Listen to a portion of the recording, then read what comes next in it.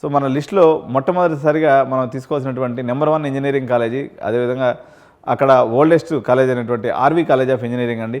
దీంట్లో మంచి placement record, renowned faculty, state of the art facility అండి. మీరు బ్రాంచ్తో సంబంధం లేకుండా ఈవెన్ మెకానికల్ బ్రాంచ్ తీసుకున్నా కూడా ఇక్కడ మంచి ఫెసిలిటీస్ అనేది ఇవ్వడం జరుగుతుంది. కాబట్టి వీళ్ళు రీసెంట్ కాలంలో ఇక్కడ మన కాలేజీలో చేరదలుచుకుంటే మాత్రం దగ్గర 70 లక్షల రూపాయలు ఖర్చు వస్తుంది. కాబట్టి ఇక్కడ యూనివర్సిటీ కూడా ఇంకా మరింత అప్డేటెడ్ ఇన్నోవేషన్తో యూనివర్సిటీ కూడా రావడం జరిగింది. ఈ యూనివర్సిటీ అయితే మీకు అరౌండ్ 42 లక్షల్లో 12, 10, 10, 10 అటగానే వేసుకుంటే 42 లక్షల్లో మీకు యూనివర్సిటీ అనేది అయిపోతుంది. కాబట్టి మీరు ఆ బడ్జెట్ వరకు ఉన్నటువంటి వాళ్ళు ఇప్పుడు ఉదాహరణకి సిబిఐటి కాలేజీ, లేకపోతే మన వాసవి, లేకపోతే విఎన్ఆర్ కాలేజ్ చూసేటువంటి వాళ్ళు కంపారిటివ్లీ దీని యొక్క ఇన్ఫ్రాస్ట్రక్చర్ అనుకోండి, దీని యొక్క కెపాసిటీ అనేది ఎక్కువ అండి. వీళ్ళకి ఇండస్ట్రీ కనెక్షన్స్ కూడా ఎక్కువ ఉన్నాయి. ఎందుకంటే వీళ్ళ దగ్గర డబ్బులు ఎక్కువ ఉన్నాయండి, ఎక్కువ వస్తుంది వీళ్ళకి.